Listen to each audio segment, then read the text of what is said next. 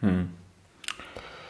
तो आज के वीडियो की शुरुआत हम एक कहानी से करेंगे। मैं ये बिल्कुल नहीं कह रहा कि ये कहानी मैंने पढ़ी है या मैंने कहीं से ढूंढी है। ये कहानी एक फ़िलॉसफी का लेक्चर हो रहा था, उसमें मैंने सुनी थी। कहानी में 3 किरदार हैं। 2 किरदार एक पर्टिकुलर देश से आते हैं, जैसे पहला किरदार भारत से आता है, दूसरा किरदार चाइना से आता है। और जो इस कहानी का तीसरा किरदार है वो गरीब है। और कहानी कहने वाले का मतलब ये था कि गरीब की कोई जाति नहीं होती है, कोई धर्म नहीं होता है, कोई देश नहीं होता है। गरीब हर जगह शोषित होता है या हर जगह उसका शोषण किया जाता है। वो किसी धर्म में हो, किसी जाति में हो, वो फ़र्क नहीं पड़ता है।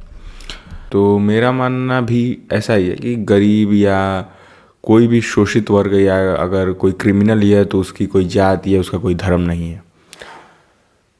तो इन कहानी के तीनों किरदारों को गब्बर में, जैसे गब्बर जब वो अमिताभ बच्चन और धर्मेंद्र से लड़ के आते हैं और वो हार गए होते हैं तो उनको गोली मार रहा होता है, वैसे ही उनको भी गोली मारी जाती है।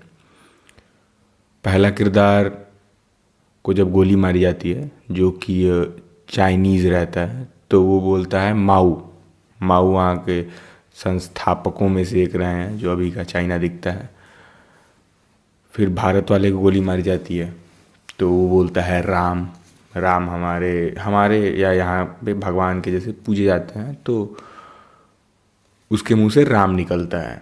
अमूमन तौर पे जो बुज़ुर्ग होते हैं उनके मुंह से हर क्रियाकलाप के बाद अमूमन तौर पे राम या हे राम निकलता है, तो वो भी राम बोलता है। उसके बाद जब गरीब को गोली मारी जाती है तो उसके मुंह से आलू निकलता है। अब ऐसा नहीं है कि ये आलू को भगवान मान रहा है, पर जब आपके पेट में भोजन नहीं होता है तो आपको भोजन याद आता है।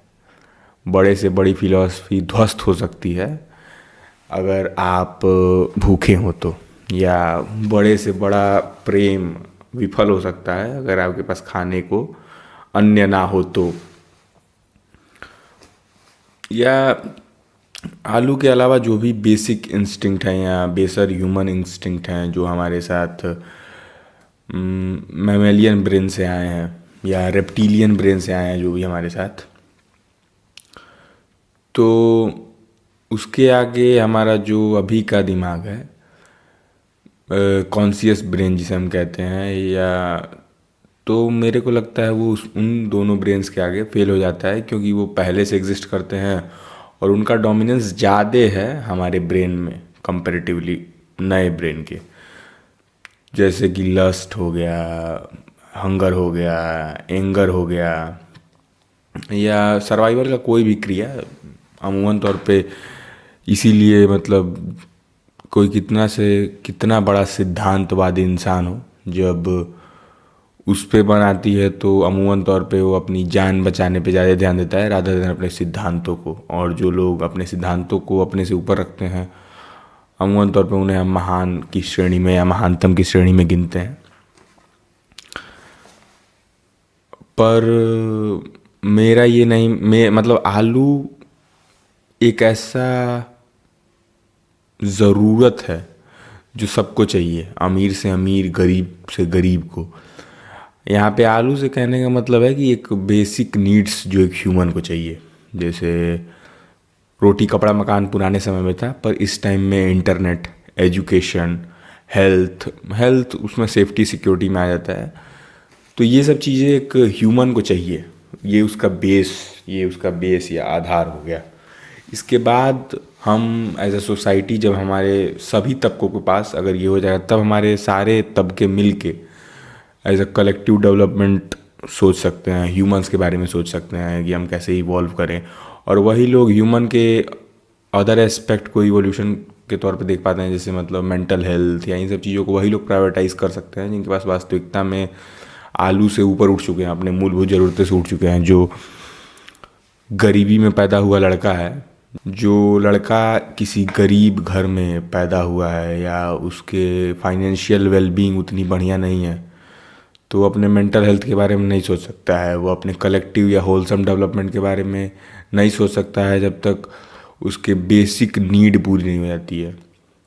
हो सकता है कुछ अपवाद एग्जिस्ट करते हैं जो अपने गरीबी को या अपने बुरे वक्त को एक मशाल के तौर पे देखते हैं, या मशाल के तौर पे एक जुनून के तौर पे देखते हैं कि हाँ मुझे ये करना है, मैं ये करूँगा, या मुझे ये और इंस्पायर करता है कि मैं यहाँ से आ रहा हूँ तो मैं और आगे जाऊँ। पर हर वक्त ये सच नहीं होता है।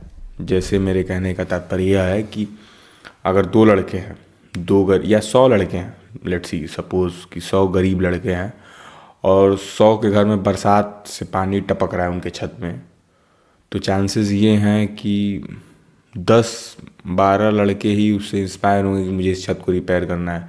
90% लोग उसमें कोस ही रहे होंगे कि हे भगवान मुझे ऐसा क्यों दिया, और वो लोग भी सोच रहे होंगे कि मुझे इसको रिपेयर करना है।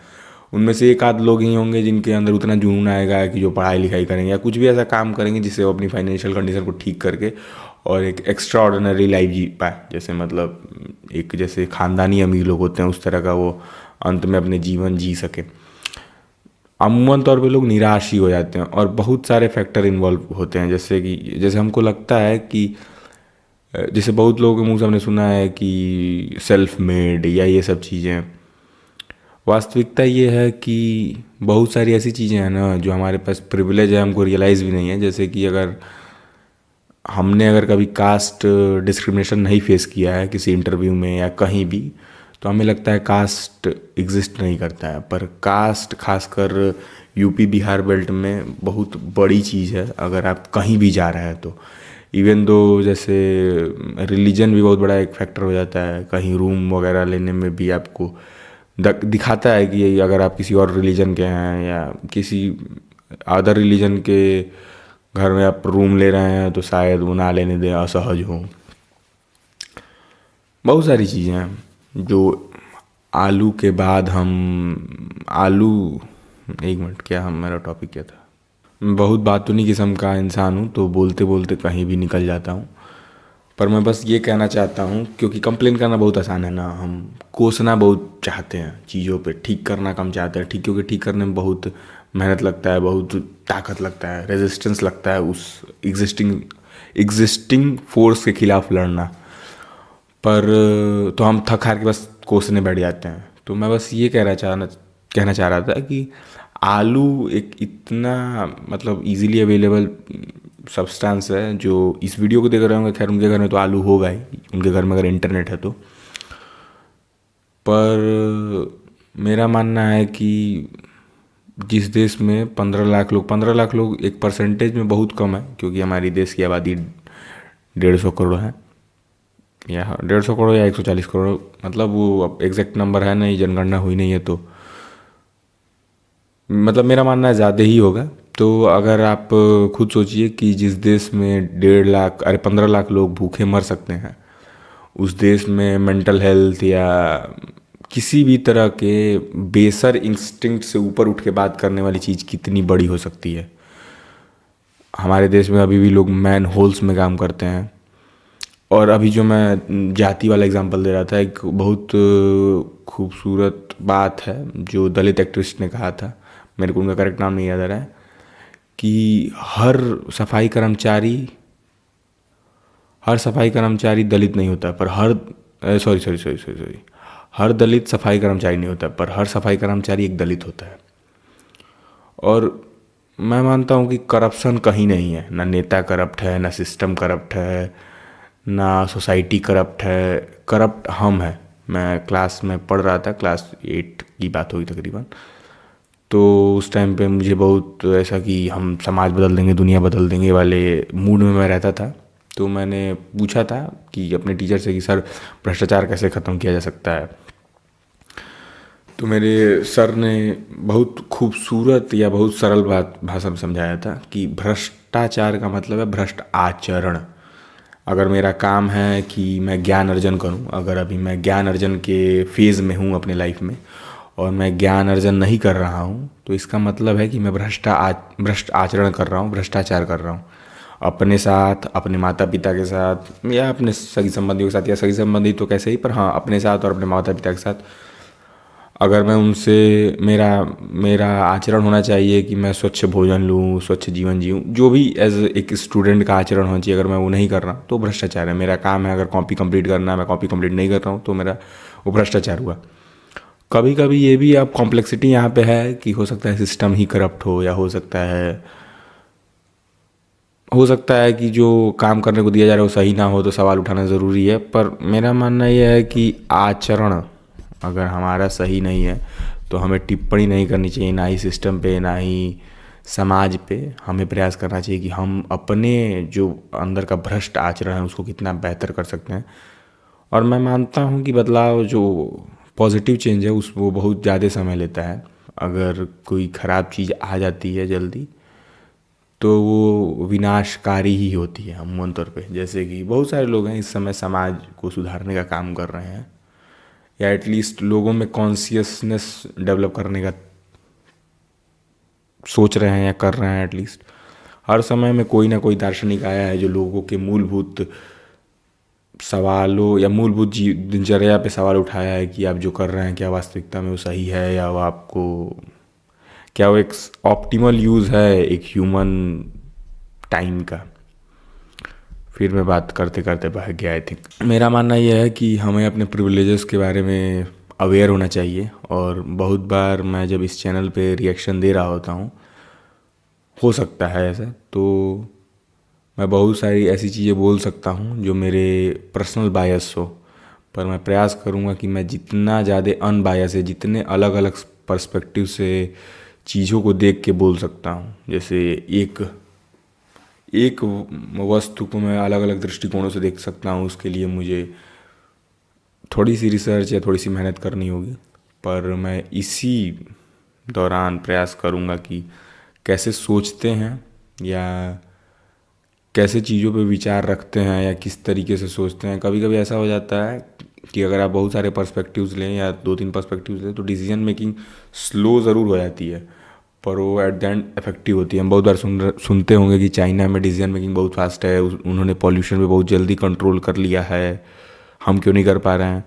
क्योंकि हम एक डेमोक्रेटिक कंट्री हैं और इसमें डिसीजन मेकिंग में कई सारे लेयर्स हैं। पर अगर मैं आपको पॉल्यूशन फ्री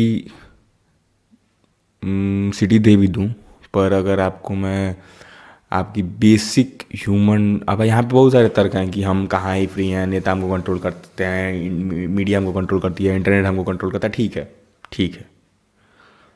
पर चाइना में लिटरली अगर गवर्नमेंट चाहे तो आपको, सॉरी मैं पॉलिटिक्स में नहीं जाना चाहता हूँ, कि चाइना में लिटरली गवर्नमेंट चाहे तो आपको कुछ भी कर सकती है, उस पर कोई सवाल उठाने, लाखों लोग मर जाएंगे फिर भी वहाँ पे कोई सवाल उठाने वाला नहीं है। एटलीस्ट हम फ्री हैं उन लोगों से ज़्यादा।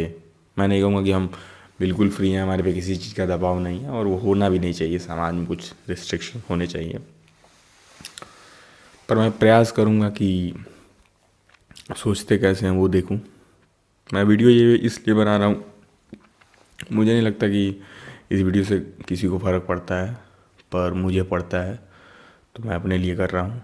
क्योंकि मैं कुछ दिनों से वीडियोस नहीं डाल पा रहा था, क्योंकि मैं पर्सपेक्टिव्स में उलझ के रह गया था। जब मैं वीडियोस बना रहा होता हूँ, उसके बाद जब मैं एडिट करने बैठता हूँ तो मुझे उस वीडियो के रिगार्डिंग और सारे पर्सपेक्टिव्स मिलते हैं, तो मैं ये कंफ्यूज हो जाता हूँ कि मुझे ये पर्सपेक्टिव तो मैंने रखा ही नहीं, ये पर्सपेक्टिव मैंने रखा ही नहीं। उस चक्कर में मैं एडिट ही नहीं कर पाता हूँ मन से, क्योंकि मुझे लगता है जो मैं दे रहा हूँ वो बेस्ट आउट ऑफ बेस्ट नहीं है। फिर मैं सोचता हूँ रीशूट करने का, फिर वो प्रोकास्टिनेशन। क्यों तो हाँ, मैं पर्सपेक्टिव लेने में डिसीजन मेकिंग स्लो ज़रूर हो जाती है, पर वो डिसीजन काफ़ी इफ़ेक्टिव होता है और बेहतर होता है। उसमें गलतियों के चांसेस कम होते हैं। पर इसके लिए आप कुछ फिक्स कर सकते हैं कि मैं किन तरह के 2-3 पर्सपेक्टिव्स लूँगा और किस तरीके से मैं अपने डिसीजन को बेहतर, क्योंकि आप 0% तो गलती कभी नहीं हो सकता कि आप 0% गलती करें। गलती का रेशियो डे बाय डे आप या ईयर बाय ईयर डिक्रीज़ कर सकते हैं। तो मैं सोच रहा हूँ कि मैं लाइव स्ट्रीम करूँ इस चैनल पे 10, 15, 20 जितने रील एक साथ 1-1.5 घंटे बैठ के हम कर सकते हैं, लाइव स्ट्रीम करें। मुझे नहीं लगता है कोई देखेगा, और मुझे पता भी नहीं है, पर मुझे अकेले रहने से बेहतर है कि मैं अगर ऐसे बोल रहा हूँ कैमरे के सामने तो मेरी वाचन की शुद्धता भी बेहतर होगी। वाचन की शुद्धता कैसे निकल गया ऐसे एकदम शुद्ध शुद्ध सा, मतलब मैं बोलूँगा भी ढंग से, मेरी फ्लुएंसी जो है माइक पे या कैमरे पे बेहतर होगी। मुझे कोई कंटेंट क्रिएटर बनने का कोई शौक़ नहीं है, पर हाँ मैं चाहता हूँ कि लोगों तक जिस तरीके से पहुँचा जा सके, अगर हो सकता है ये, अगर मैं 100वीं शताब्दी, अगर मैं 10वीं शताब्दी में भी होता तो मैं घूम घूम के बातें करता, क्योंकि मुझे बातें करना बहुत पसंद है। पर मैं प्रयास करता हूँ या कर रहा हूँ कि मैं अपने बातों में वजन लाऊं, ताकि मेरी बातों का कोई मोल हो, वो ऐसे ही बकर बकर ना हो जैसे मैं अभी कर रहा हूँ। तो उन रील्स को लेके हम बैठेंगे तो बेहतर ढंग से हम देख पाएंगे। और मेरा टारगेट यही रहेगा कि मैं 50 दिन में एटलीस्ट 30 स्ट्रीम्स कर सकूं। और ये हम शुरू कब करेंगे, मैं 1 मिनट डेट देख लूँ, मैं डेट देख के भी नहीं बैठा हूँ। तो हम 30 तारीख को पहला स्ट्रीम करेंगे और प्रयास करेंगे कि इसको कंटिन्यू कर सके बेहतर ढंग से, क्योंकि मैं बहुत हद तक डिसिप्लिन इंसान हूँ नहीं, बनने का प्रयास ज़रूर कर रहा हूँ पर हूँ नहीं। तो हाँ, शायद यहीं तक। और जो भी वीडियोस मैं रखा हूँ मैं देखूँगा जिसमें बिल्कुल ही इनरेलेवेंट पर्सपेक्टिव्स हैं, या मैं बहुत हद तक अपने बात को फ्रेम नहीं कर पाया हूँ, केवल एक पर्सपेक्टिव को लेके एक पर्सपेक्टिव को लेके मतलब बात किया हूँ, तो प्रयास करूँगा कि उसमें डिस्क्लेमर लगा दूँ कि हाँ ये किस पर्सपेक्टिव से बात कर रहा हूँ, या मैं उसमें एक्स्ट्रा ऑडियो जोड़ दूँ। जैसे कि ये एक्स्ट्रा ऑडियो कह रहा हूँ, मतलब होता है ना कि एडिट करते टाइम लोग उसमें जोड़ देते हैं, वो जोड़ लूँ। या तो मैं सिंपली उन वीडियोस को ना अपलोड करूं और या दोबारा से रीशूट कर लूं, वो सब तो ठीक है। पर मुझे अगर यहाँ तक कोई सुन रहा है तो सच में वो पागल है मेरी तरह। पागल तो नहीं कहेंगे, पर हाँ जो यहाँ तक सुना उसको पागल नहीं कह सकते हैं। कोई मुझे क्यों सुनेगा, मेरी बातों में उतना दम नहीं है कि कोई मुझे सुने अभी। मेरे पास मेरे पास कुछ नहीं ऐसा बोलने को ना जिससे मैं लोगों को ऐसे रोक सकूं। ऐसा नहीं है कि मतलब ऐसे कुछ तड़कता भड़कता सा कि फला फला हो गया। मैं बस, मेरे पास इतना ज्ञान नहीं है कि मैं इतने सटीक तथ्य या ये सब चीज़ें तथ्य मैं बोल सकूं, या मैं बहुत ज़्यादा पढ़ा लिखा वेल रेड इंसान नहीं हूँ कि मुझे इतिहास की, मतलब इतिहास के डेट राजा मुँह जवानी याद है। मुझे लगता भी नहीं कि याद होना बहुत ज़रूरी है। मुझे लगता है सोचना, पर्सपेक्टिव्स काफ़ी हैं किसी चीज़ को देखने का, क्योंकि आप हर चीज़ को तो बिल्कुल नहीं जान सकते, पर जितना जान सकते हैं उतना कम है इस धरती पे, क्योंकि ये ज्ञान की कोई सीमा नहीं है। अगर आप इस वीडियो को देख रहे हैं तो हो सकता है 2-3 चीज़ें हों, या तो आप मुझे पर्सनली जानते हो तो आप देख रहे हो कि ये क्या बकैती कर रहा है। दूसरा हो सकता है कि आप कुछ सालों बाद इन वीडियोज़ को देख रहे हो, या जब मेरे बातों में वजन आ गया हो तब आप मुझे सुने हो, तो आप मेरी वीडियोज़ को खंगाल रहे हो तब शायद देख रहे हो। या हो सकता है कि आप ऐसे ही स्लो कंटेंट, क्योंकि इतना उस टाइम पे कंटेंट है यूट्यूब पे, कभी कभी मैं थोड़ा सा सहम सा या डर सा भी जाता हूँ कि मुझे बोलना क्या ज़रूरी है। वैसे भी मैं किसी सोशल मीडिया पे रहना पसंद नहीं करता हूँ, तो मैं हूँ ही नहीं बेसिकली। तो क्या मुझे, मतलब मैं अभी यूट्यूब पे आया हूँ, क्या मुझे बोलना ज़रूरी है? इतने लोग तो समाज के कल्याण के लिए बोल रहे हैं। पर मुझे लगता है कि अगर मेरा इंटेंशन सही है कि मैं चाहता हूँ कि खुद को बेहतर बनूँ, खुद को एज अ मनुष्य बेहतर बनाऊँ, और उसके बाद मैं जितना कंट्रीब्यूशन कर सकता हूँ, मैं फ़िलासफ़ी पढ़ने में इंटरेस्टेड हूँ, तो जितना फ़िलासफ़ी का काम ही है कि समाज को, मैं नहीं मानता फ़िलासफ़ी का काम दिशा दिखाना है, पर्सपेक्टिव्स देना है। तो जो भी समाज में एग्जिस्टिंग प्रॉब्लम्स हैं उनको बेहतर ढंग से सॉल्व करना या बेहतर ढंग से उनका जवाब दे पाना ही फ़िलासफ़ी का काम होता है शायद, मेरे हिसाब से। तो समाज पे इम्पैक्ट ला सकूं, पहले उससे पहले मुझे अपने पे इम्पैक्ट लाना पड़ेगा, जिसकी मैं शुरुआत कर चुका हूँ आज से साल, 1.5 साल 2 साल पहले, अपने में कुछ बदलाव लाने में। इसमें बहुत सारे उतार चढ़ाव भी हैं कि कभी कभी लगता है कि मैं बेहतर कर रहा हूँ, कभी कभी लगता है कि नहीं मैं दिशा विहीन हो रहा हूँ। पर मैंने सुना था कहीं कि अच्छी बात को, सच्ची बात को, अगर आपका इंटेंशन अच्छा है तो जितनी बार बोला जाए उतनी बार कम है, क्योंकि बुराई ऑलरेडी बहुत ज़्यादा है समाज में। तो इतना ज़्यादा हाईली एडिटेड या इतने धूम धड़ाक वाले कंटेंट को छोड़ के अगर आप मुझे सुन रहे हैं तो इसका मतलब पहले तो आप में पेशेंस बहुत ज़्यादा है। इसका मतलब ये है कि आप प्लेजर के पीछे नहीं भागते हैं। मैं नहीं कह रहा हूँ कि मैं अच्छी बातें करता हूँ, पर मैं बुरी बातें भी नहीं करता हूँ। एटलीस्ट मेरा इंटेंशन तो नहीं है, कहीं हो सकता है मैं गलत हो हूँ बहुत सारे वीडियोस में, या मैं गलत ढंग से पर्सपेक्टिव पुट कर रहा हूँ, पर मैं सीख रहा हूँ और मेरा सच में इंटेंशन गलत नहीं है, ये मैं जानता हूँ एटलीस्ट। और मैं प्रयास करूँगा कि मतलब इंटेंशन तो प्योर है पर आउटकम भी प्योर है। मैं अच्छे ढंग से पर्सपेक्टिव रखूँ, आपको कॉम्प्लेक्सिटी के साथ सोचना सिखाऊँ, सीखूँ भी बहुत सारी चीज़ इसमें। और मेरे दिमाग में तो किसी चीज़ को लेके ऑटोमेटिक पर्सपेक्टिव्स आ जाते हैं, क्योंकि मैं हो सकता है बहुत समय से सोच रहा हूँ। मैं हर चीज़ को प्रयास करता हूँ कि ये क्या सोच रहे होंगे, मेरे को पता भी नहीं था जब पर्सपेक्टिव क्या होता है, तब से मैं ऐसा कर रहा हूँ। तो मैं इस तरीके से आपको भी रखूँ। तो अगर आप यहाँ तक सुन रहे हैं तो मुझे लगता है आप मेरे लाइव स्ट्रीम में भी आएंगे। तो लाइव स्ट्रीम की शुरुआत हम करेंगे 30 दिसंबर को, शायद 9 बजे से, 9 से 10, मे बी 9 से 10 PM। तो thank you for listening me, signing off from my side.